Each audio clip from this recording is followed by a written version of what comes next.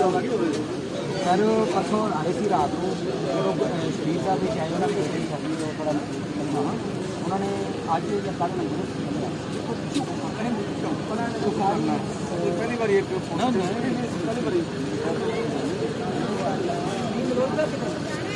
Bloch साहब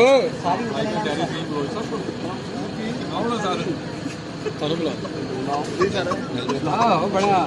काफ़ी सारे नोट रहे अपने जमा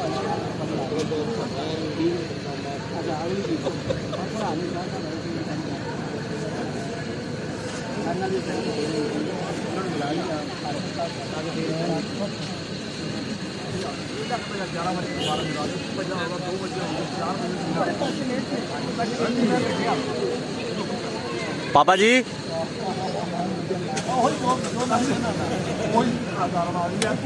पापा जी